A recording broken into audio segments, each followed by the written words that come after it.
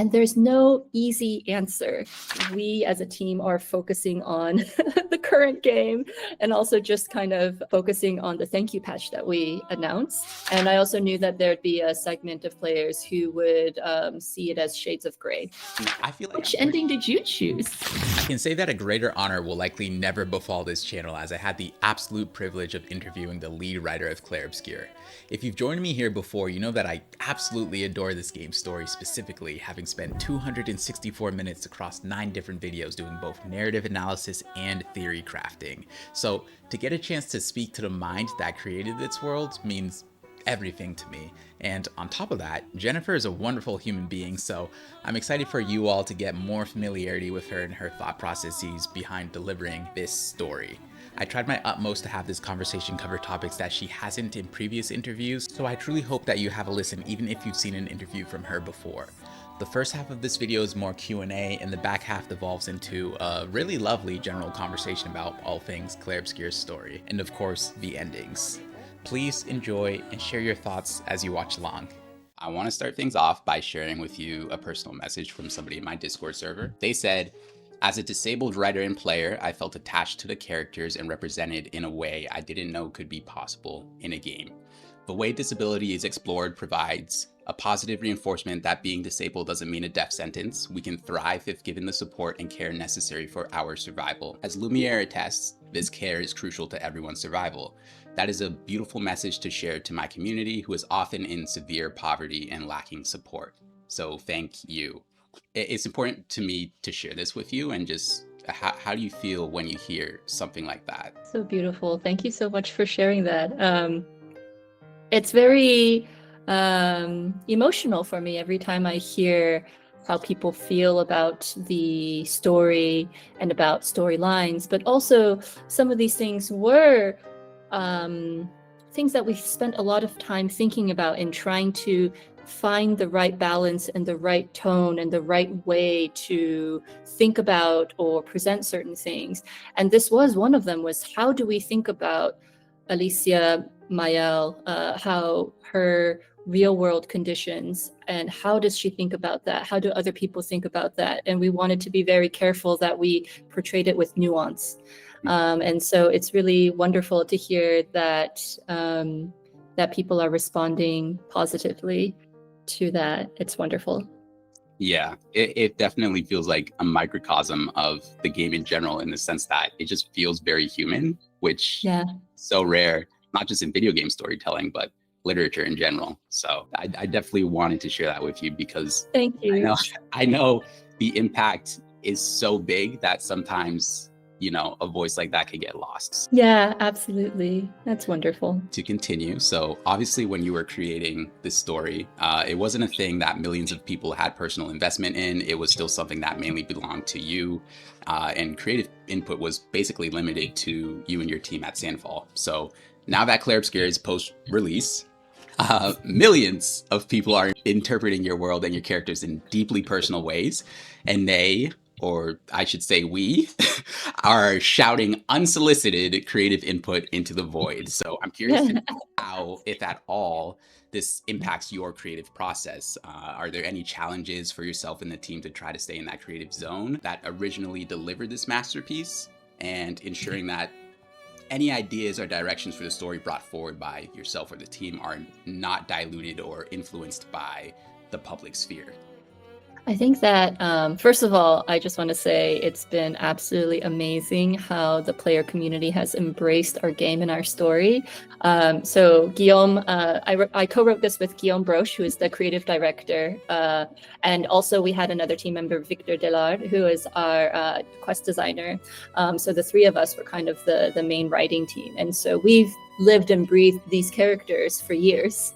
But I liken it a bit to being a parent, in a way, where eventually you send them off into the world and they don't belong to you, right? You were instrumental in raising them, in whether it's nature or nurture, but after a while it takes on a life of its own. One of the really gratifying things is seeing how the game and the story becomes personal to each player in a way that's unique to them. And that is something that we really hoped for, and it's just very amazing that we're seeing that around the world. To me personally, I feel that stories, it's like a handshake, right? Like we're reaching out with one hand, but the player, the reader, the audience has to reach back out and grab hold of that hand, and we form a handshake together. I like And that. so, thanks. So we present the world, the characters, the different facts within this world, the different storylines, the different arguments, the perspectives. But the player decides for them how they interpret this world, how this matches with their internal framework, how they think about their own values and perspectives, the lives that they have lived and experienced, what matters to them. Based upon that, they will interpret these story elements in very different ways. And that's why I think it's very interesting to see how people react to the different endings. Some people are strongly in one camp or the other people are conflicted, and they are all valid reactions. There is no canon official Sandfall ending. Both endings were designed to work together in tandem, and they you kind of have to interpret them together. But everybody's feelings, however, are very valid because everybody's gone through so many different things. So some people, Mael's story resonates with them more, Verso's story resonates with them more, and there's no easy answer. That's also another thing. I think for some people are like, oh, well, it's easy if you assume XYZ, then this is an obvious choice. But I think one of the things about our game is nothing is ever as easy or as simple as it seems. There's always a cost, right? And so I do really love the fact that the player community has really embraced the story and are coming up with their own interpretations, their own theories, their own kind of ways of thinking about about the ethical dilemmas. In terms of how it affects us, I think I can't speak for the rest of the team since I don't really know what their process is. But for me personally, I think I try to focus on people's reactions to this game. And I want to make sure the players have the freedom to explore their own ideas. I think somebody messaged me once and said they were working on a what if scenario. What if this had happened instead? And I'm like, that's wonderful. That's great. I love how the player community has just have felt inspired by our game, and whether it's artistically making their own fan art, their costumes, like the cosplays are amazing. Oh my gosh. They're awesome. They're making their own, figurines, whether they're making their own music, whether they're writing their own stories, whether they're coming up with their own theories and ways to continue the story. I think those are all fabulous examples of player creativity and expression. For me personally, though, I think we as a team are focusing on the current game, and also just kind of just focusing on the thank you patch that we announced. And so I've sort of been blinders on lately. I will admit I have not actually come across players' hypotheses or suggestions for sequels or anything. I actually don't really know what the players are saying. This, Jennifer. Wow. I apologize. I've been so busy. Like I barely. Which we want to hear, by the way. We love hearing that. Please that I barely have time to eat. Yeah. Well, not that much. Take care of yourself. Please work. My husband has been sort of like unhappy with me because I keep forgetting to eat, and I then get all faint from hunger at the end of the day, and I'm like working till 8 p.m. and then I'm like, oh, I really need to eat. It's like, what did you eat today? I'm like, I had a couple gummy bears and a cup of tea. I'm with him. I'm with him, please. No, that's just my own bad habits. But yeah, so I will admit I have not actually, I'm not as tapped into what people are saying on that side. And I think that for now that maybe that's kind of a good place to be, I think, because we want to focus on our key priorities. And I think maybe down the road, I might try to take a peek. But I do think that it's a balance, right? I being a fan myself of many other creative enterprises, I also have witnessed like some of my favorite shows, my favorite book series, balance that, you know, because there's what the creators originally had in mind. There's how the audience is reacting to it, and there needs to be a conversation, right? It needs to be a conversation, but it also needs to be balanced in the right way, and trying to figure out the right balance. So, yeah. Yeah, that makes a lot of sense. So thank you for answering that with such depth. For my next question, you know, as somebody who wrote the story, can you speak a bit to what your experience has been with the game? I'm super curious. Did you find that in playing the game as a finished product, it's kind of like taking a step back and then seeing like everything as opposed to like, you know, painting one flower on a canvas? It's kind of like that. Did you find yourself viewing characters or story beats in a different light, or did anything surprise you in terms of your feelings as you played through the game? Oh, not on the narrative side. I think just because I lived and breathed and bled that for 5 years, that it's sort of embedded within me, I guess. But while playing the game, I was just continuously just had to step back a moment and just appreciate and be a fan of the rest of my team. Our team is so amazing. I was just like, I'm a fangirl. I'm just sitting here being like, oh, Lorian's music is just amazing. Nico's artwork is just breathtaking. The technical expertise and the tech team and actually getting a lot of these things, making it work. The combat is just so addictive that it's so addicting. I can't stop playing. I'm just like,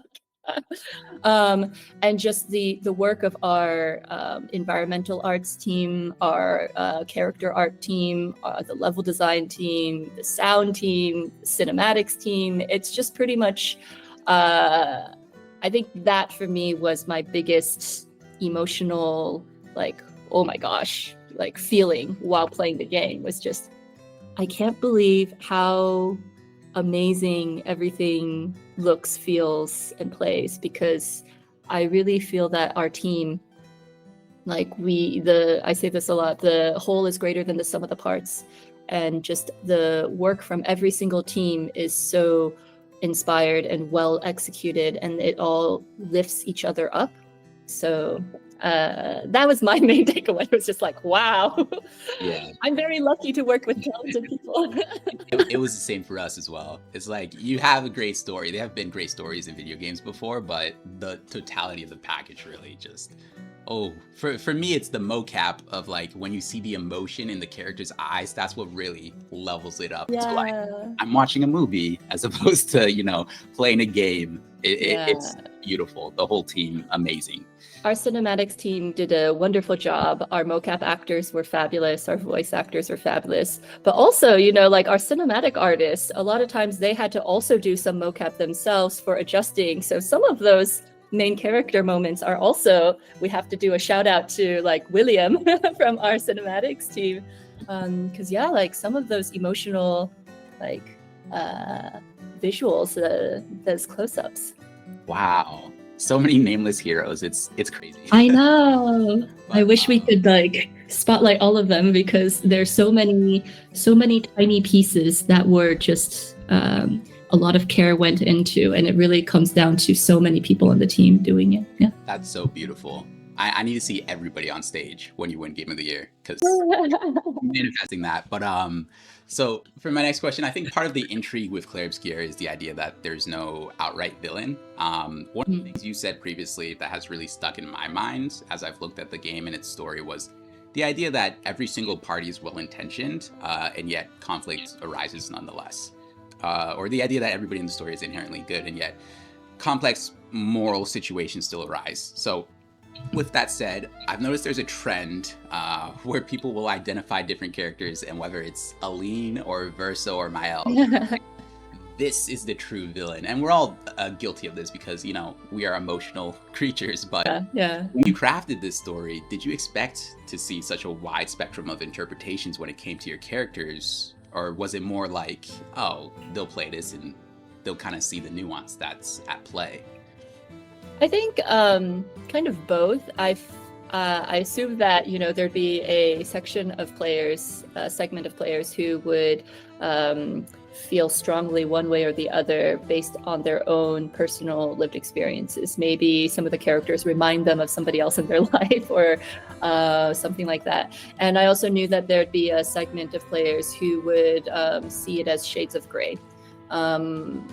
To me, it's not so much that anybody is like, everyone is a good person, I mean, everybody is a good person or a decent person, I would like to think. But it's not even that. It's really more that we don't have cartoon evil in that sense. And the reality is each of us in the real world, you, me, our family members, we are the villain in somebody else's story. I'm pretty sure, like, at some point in time, I've probably done something shitty. Maybe I didn't even realize it. Maybe I do realize it. But it's up to somebody else. I might be that, like, shitty person, that villain. And but similarly, in somebody else's life, I might have been a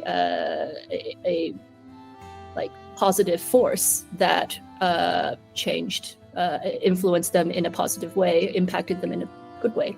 So I think that is the reality of life, and that is also something that I think our characters embody. They are, depending on your frame of reference, you can interpret their actions in a positive or negative light, and it really depends on from whose perspective are you looking at this situation.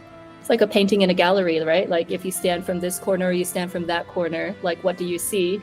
And that is something that I think nobody is going to be fully 100% in agreement on across the entire player community. Yeah, I can definitely support that last statement. No, anytime I'm in a video, immediate disagreements, which is, part of the fun. It's part of the fun. But anybody said Eskie is the real villain? Immediate channel ban. Anybody says that, immediately they're banned. Maybe he's the villain behind everything. If you think about this, Eskie is kind of an asshole, right? He could have just saved everybody from the beginning. He's the most powerful being in the universe. Is this the truth? No, but it's funny. I did a character tier list of all the characters in the game, and the metric was who I thought provided most value to the story, in my opinion, obviously, or who I thought was their writing was most complex. And I had to put SKA at the bottom, and people were not happy. But I made the disclaimer that just being at the bottom of this list does not mean you're at the bottom of a general list. Everybody here is S tier, but my man SKA, I understand the symbolism, childhood toy, all that type of stuff, imagination, but I had to put him there, and that was the most upset I think anybody has ever been with me. I think that's fair, like, I see that. Somebody has to be down there, but somebody has to be last on the list. Of course. And SK would accept that with pleasure. He's like, no problem, mon ami.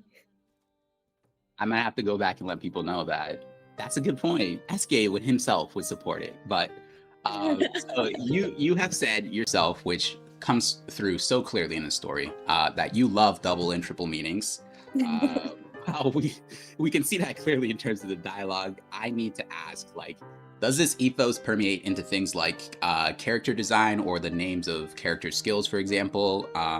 In other words, is it plausible that the most obscure details and design choices in the story and setting possess double and triple meanings?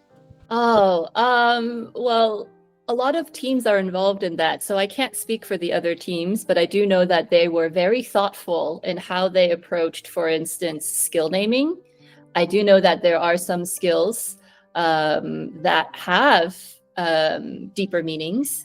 I know that there were design choices from other teams that were very thoughtful in terms of their influences and such. So unfortunately, I cannot speak to all of those particular things since those are outside my domain. But within the narrative side of things, yes, we have many layers and hidden references, and some references that people probably are probably too opaque that I might not even have picked up on. But yeah. No, I love to hear that. that just put the battery in my back. I'm going back to the game. I'm I'm gonna look at some stuff closely. I know it's a generic question, but if you had to choose one, do you have a favorite scene or line of dialogue from the game? Oh, this is like asking what's your favorite child. Like when people ask me this, or what's your favorite character, who is your favorite person to write for, I'm like, I try to be different. I was like, I can't ask her character. oh, And I this know is you so see yourself in a hard. lot of them, but what's your favorite line of dialogue or scene from the game? Favorite line of dialogue is really hard. I will say, however, my favorite scene, perhaps, or one of my favorites. I have several favorites, but one of my favorites is Lune and Ciel.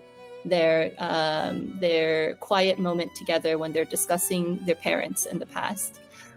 And for me, it was a very important scene because of a number of reasons. One, we really get to delve deeper into a relationship that's a different type of friendship, right? Like the rest of the team, it's very much all centered around Verso or Gustav, and that's for structural, for gameplay reasons, right? Like functionally, it had to be centered around Gustav and Verso, and that's why you're Verso when you talk to everybody in the camp, things like that. So that naturally limits our ability to really dive into the relationships between other characters. And this is one of the areas where we could actually, one of the few scenes we had where we could really do a one-on-one dive into how other members of the team relate to each other. I also liked it because you're able to reveal emotional history, and you're able to dig into the emotional nuance a bit of how they feel about their situation and add some more shading there. And it was just fun to write as well. I think so that's probably one of my favorite scenes. So yeah, I mean, I feel Which like ending did you choose? Oh. So when I say I had zero hesitation, I never clicked a decision in a game so fast, and I chose my L. I never. I think for me, I couldn't get over. When I talk to people, one of my favorite things to say is that this game is like a mirror that everybody sees something different in, and what you see is like your life experiences shape what you see in the mirror. And for me, I I don't know. There's something about. Okay, so I'll give you my reason. Like, I'm a staunch believer in the idea that Mael, in terms of like what gives me the most hope, right? I chose based off hope, and I felt just in the long run, I had hope that Mael's support system would carry her through the most difficult time in her life. I'm a believer in the fact that, you know, the resurrections are authentic. I feel like that's the case because you guys go out of your way to show us Mael identifying the residual chroma of Lune and Ciel when she's fleeing from Renoir. So I subscribe to that belief, and I also subscribe to the belief that Mael, I feel like there's a point that you guys go out of your way to say that she grew up as an orphan, and then when she got with Gustav, that's when she kind of found herself and became, you know, that's where all of her best traits come from. The idea that her support system of Gustav and Emma are what kind of helped her find her footing. I feel like that is kind of to tell us, the player, like, think about what you're sacrificing and think about the long-term implications. So my staunchest belief is the idea that Mael's support system of Gustav, Lune, Ciel, Emma, all that, in the long run, will help her kind of get to a point where she's ready to let Verso go, where she's ready to leave the canvas. So that's what kind of drove my beliefs. I just felt like, and of course, I view all the Lumierians as authentically real people. And this is probably, like, when I made a video about the endings, that's where I started my video, because I was like, this is probably the main fact where if you see it differently, then everything else I say will just fall apart. So because I see them as real people, I do view it in a way that, I know they're already dead technically, but I do view it as you are complicit in genocide, from the sense that you had a chance to give these people a life without the shadow of the Paintress cast over them, and then you chose not to.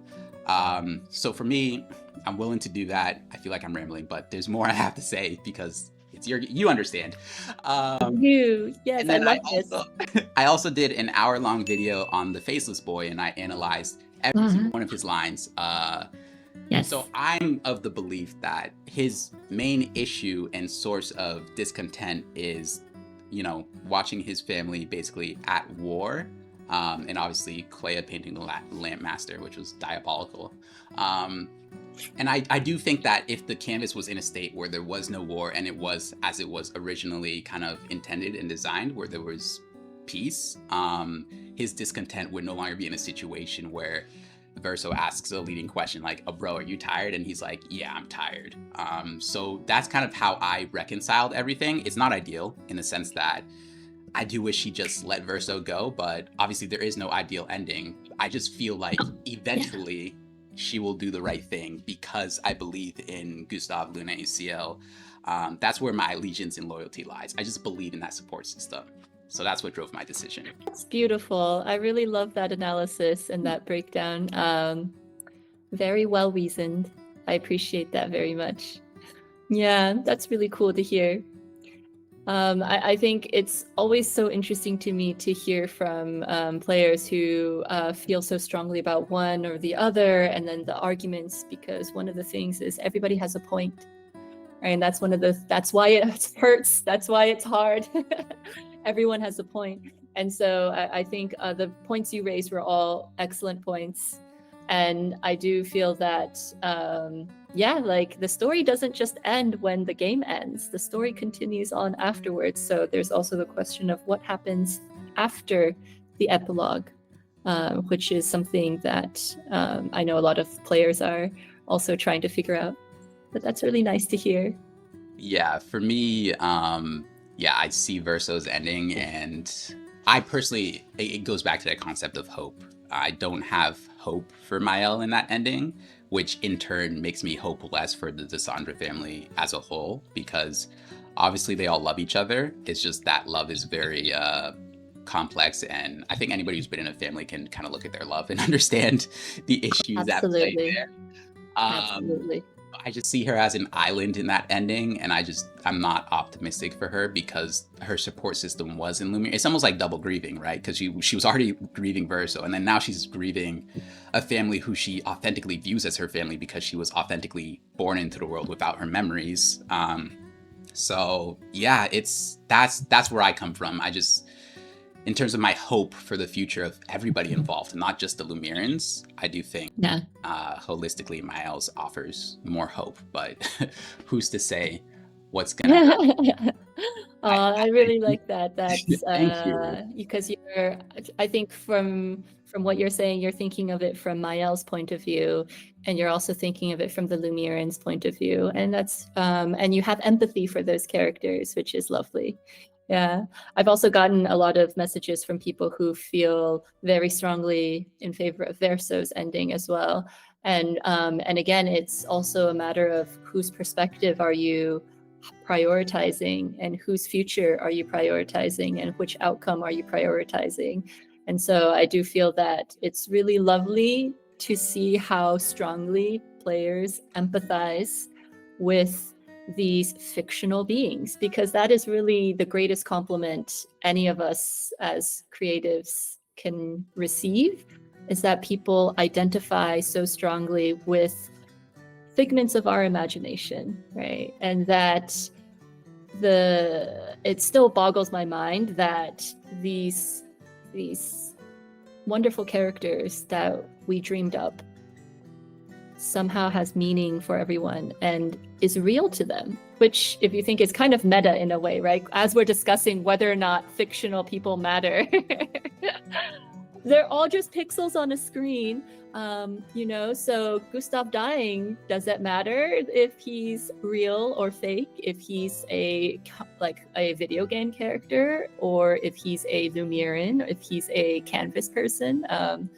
And that's why I think the nature of reality, the nature of what is real, what is fake, is such a personal one, that one of the questions I think we pose, that we don't give an answer to, but that we pose, is what is true, what is false, does it matter? Is this subjective? Is this objective? Is this a personal choice? Is this a global? And that is really up to each player. I think has their own perspective and nuance on that, which then leads them to a different decision on Mael versus Verso. It's really Yeah. cool. It's so fascinating. I do think that that's one of my favorite things that you did with this story, or you and the team did with this story, is that you kind of just trust us a little bit. I feel like games, they struggle with, leaving things open-ended or leaving things, to the subjective view as opposed to the objective view. And obviously that leads to what you have with the game, but it is so interesting how I can sit here and say like, okay, this is my subjective view, but at the same time, at the deepest part of my mind, I'm like, come on, guys. Like, how do you not see it the way that I see it? But people see it so differently. Yeah, they do. Yeah, I don't know. I feel like one of the things that's been most interesting for me is so Renoir, the real one, for the most part, is lionized, and Aline, for the most part, is vilified, which I find extremely interesting. Something I've talked about in my videos is the idea that Aline, just based off of what Clair said, Aline had plenty of time left in the canvas before she was really, really in danger at the point when Mael goes in, which means that way back when Renoir went in, she still had plenty of time. So for me personally, I've subscribed to the belief that kind of the thing that escalated the whole situation was Renoir trying to exert control over Aline's grieving process as opposed to staying outside and rehabilitating the children. So that's been something in particular that obviously Aline is not perfect, and her treatment of Mael is obviously in the foreground of the story, which is probably why people vilify her so much. But I just find it so fascinating how you could really sit here and look at the worst people in the story and still be like, well, actually, that's not their fault. It feels like nothing is anybody's fault. Because even when I talk about Verso, and I'm like, yo, that Julie thing was kind of messed up, and he's trying to take away Mael's agency right now. People always come to me and say like, well, it's not his fault. And it kind of isn't, because he didn't ask for that life, and he has probably the most difficult circumstances out of anyone, but man, nothing's anybody's fault. I feel like that tagline is perfect for this game. Well, I would adjust that slightly and say there's a mix of circumstances that are outside our control. And there are aspects about each and every one of us, things about ourselves that maybe other people think are within our control, but really are a result of past experiences, past traumas, past perspectives. And then there is the part that is within our control and that we are acting upon, or parts of ourselves that we are choosing not to challenge, because we also have the choice to really examine our beliefs and reject, to study them, to take in new information and decide, do I still believe this or not? And so it's a combination of both, actually, because there's a lot of things that are really completely understandable and not their fault, and then there is a lot of stuff that is their fault.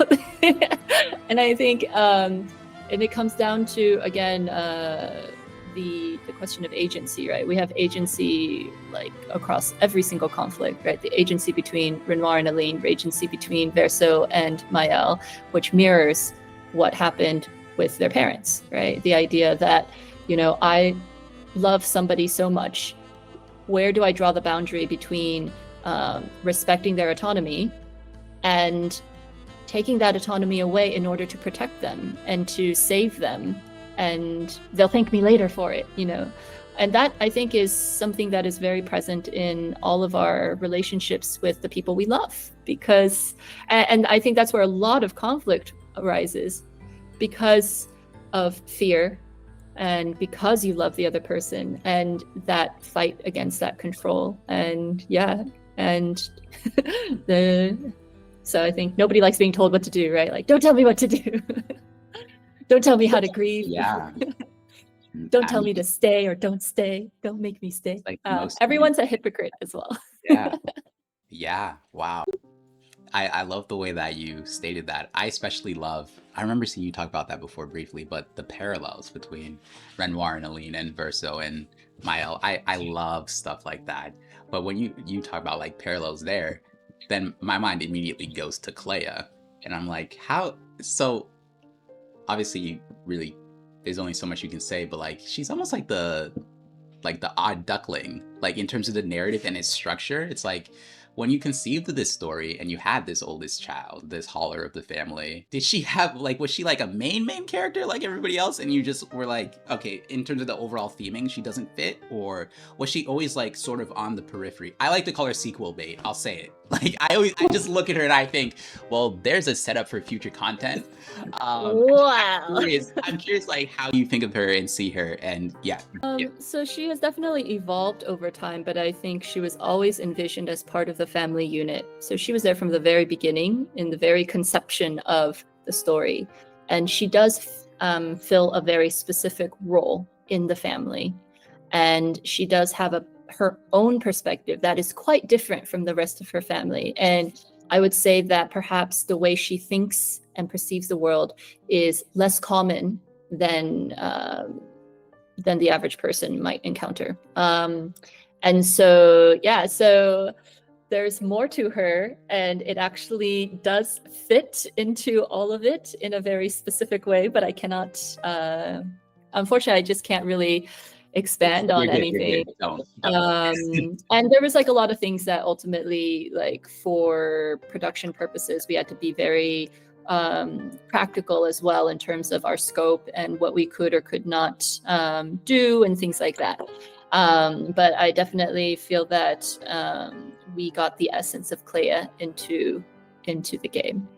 Yeah. I 100% agree with you, because people love her.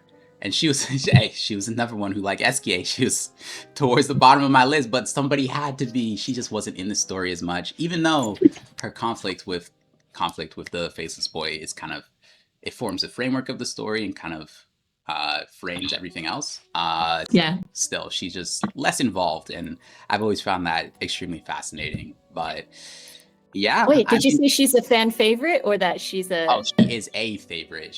People love Clair. I never been so attacked.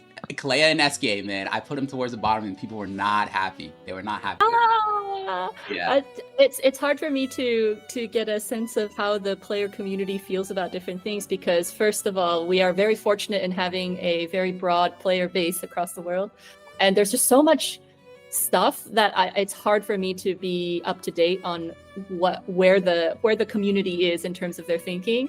But that's really lovely to hear, because Clair is a personal favorite of mine, not the favorite, because it's hard for me to choose a favorite, but I do love the character very much. So I'm glad that people enjoy her, because I was afraid that people might just all hate her for being so mean to Mayal. Yeah, there's room for that interpretation, but for the most part, people kind of see past the veneer. I feel like a lot of people relate to her in the way that she communicates with her siblings and family. A lot of oldest kids are really resonating with her. They see it. Yeah. Did I mention I'm an oldest daughter? That tracks. I'm the oldest child. I love it. That Lune is actually, even though she is the youngest, because of her particular family situation, she in effect is the oldest in her own way. So she is also, in her own way, an eldest daughter, which is in contrast to Mayal, who is not an eldest daughter. Yeah, she does have that energy. She does have that energy for sure.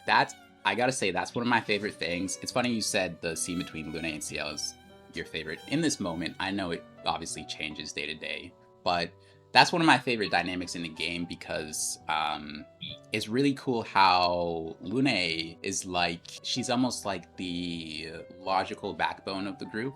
She's almost like, it's not that she doesn't have emotions, but she's always proactively putting them aside for the sake of everybody else. And then CL kind of forms that emotional backbone for the group, where she's always emotionally supporting everybody else. And it's like, Lune is obviously kind of in the forefront and is more clear, but you know, in the background, CL is just as important in terms of the group being successful. So I do love their dynamic.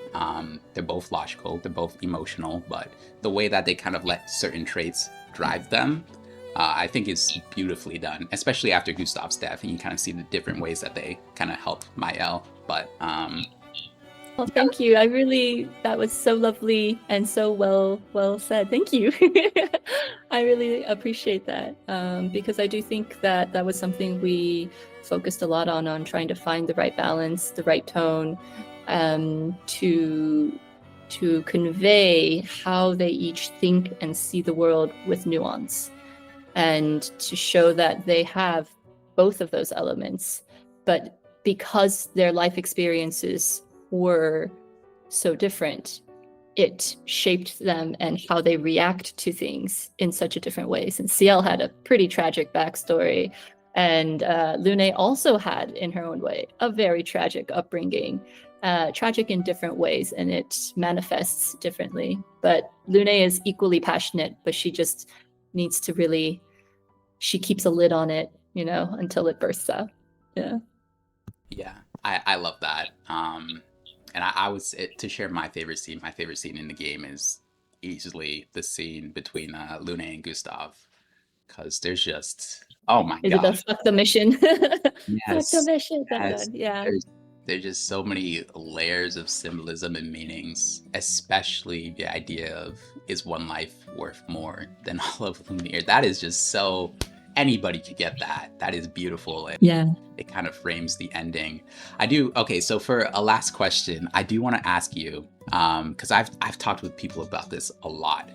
So I'm of the firm belief that, because there's a very, very small contingent of people who, for them, they say, trust me, nobody's criticizing this game, but there's very small contingent of people, when they do criticize this game, they say, well, I felt like the story wasn't balanced in the sense that we spend all this time with Lumiere and then boom, it's all about the Desandra family. I'm of the firm belief that the story is deliberately framed that way to kind of try to challenge players intellectually on the idea of if the Lumerians do matter or not.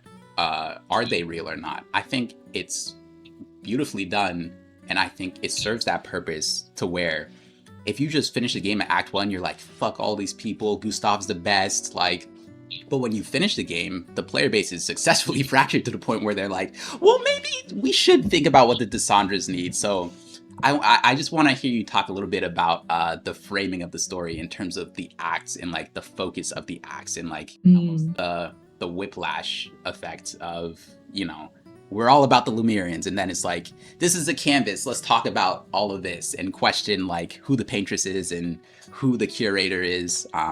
Yeah. I definitely understand where people are coming from on that point, because you don't find out about all of these things until later. Although if you go back and play it again, you'll see that we actually so seeded in. You say it right to us so many times. And you can start seeing the Desand family in every single thing from the beginning.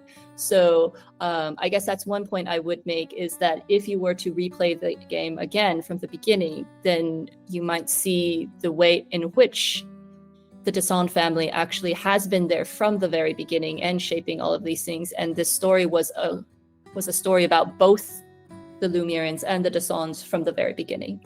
The second thing I might say is that, similar to what you were saying, actually, really, is that one of the themes is, or one of the elements is, being able to see things from multiple perspectives. And to do that, you really need to actually live and breathe and walk with the Lumerians. I'm a strong believer that as creatives, we must have empathy for our characters so that we really can write them in compelling ways. And I think also from a storytelling perspective, we want the players to be able to build that connection to the characters, to have that empathy with the characters so they understand them. Because if they don't, then what are the stakes? Then there are no stakes. Then it's just like, okay, do. So it's also part of the journey, right? Like, this is what happened from an expeditioner's point of view. This was their entire world. Then all of a sudden you realize your world was just one part of somebody else's much bigger story. And then you're just like, okay, well, what now?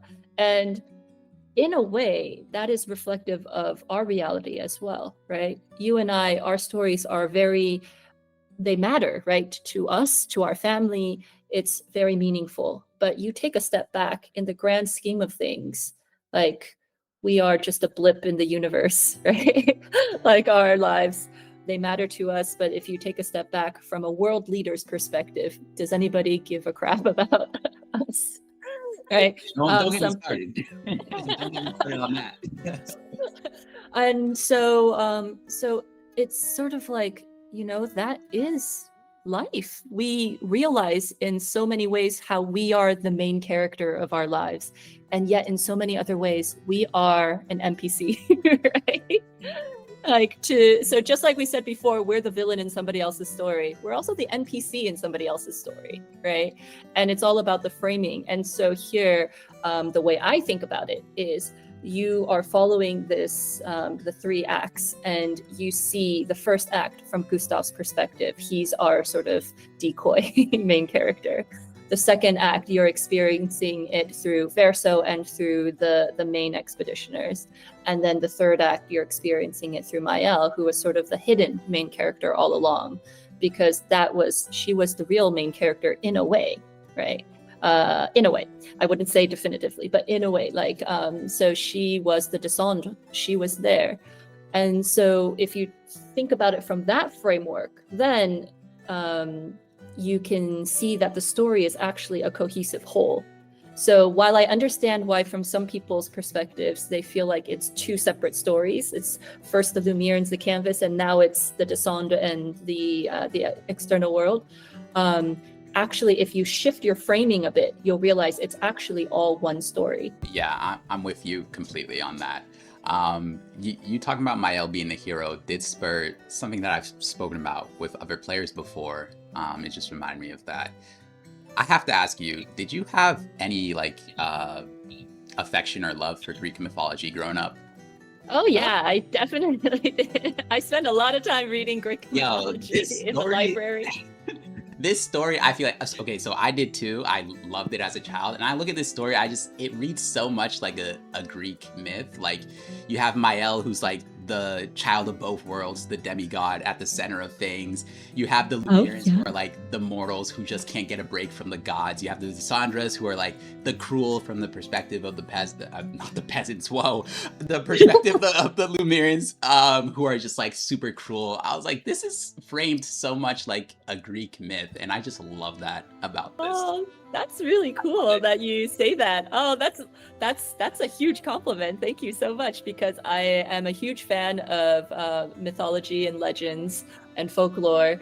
And I now that you mention it, yeah, there are quite a lot of unconscious influences, I'd say, in terms of the Greek tragedy type stories, and how everything comes down to family in a way. Even at the epic scale, it's a family affair.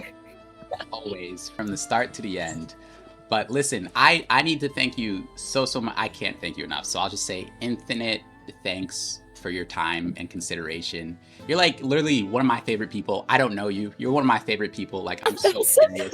So thank you so much for your time, Jennifer. I genuinely appreciate it from my bottom of my heart. And you guys are going to win it all. You're going to win Game of the Year, all that. All the blessings are coming to you guys. So excited for you and your future. Oh, thank you so much. Well, it was really, really fun talking to you. Thank you so much for inviting me to have this discussion. I really, really appreciate your very thoughtful analysis of all of these things. I did take a quick peek at some of your videos, and I was just very impressed by the level of detail and just the level of thought and care that went into your analyses. It's really remarkable, and it is such a huge, huge compliment to us as a creative team to see that that passion and dedication from our player base, and to know that people are engaging so deeply with our characters and our story. It is seriously mind-blowing, and it is such a huge honor, like a huge, huge honor. Like, I do not take it lightly or for granted that that people care, which is, in this world, that's really all we can really ask for, is for people to care. And that's beautiful. So thank you again. Really appreciate it. I trust you. The honor is ours, the community. And I always say to people, you guys put that amount of thought and care into it, so why wouldn't we? So that's the mindset. And Yeah, much love and thank you for your time. Most importantly, thank you to each and every single one of you for being here. You all mean the world to me, and without you, I never would have had this opportunity. I see you all as individuals on the other side of a screen, not just a number, so I want to be intentional about saying thank you from the bottom of my heart. This was possible due to each one of you as individuals being here. I see you, and I express my deepest gratitude. If you're new here and enjoyed the video, subscribe for more content like this, and to join a community that just cares deeply about video games. Have a great day, night, or morning, and remember to be kind and thoughtful. Peace.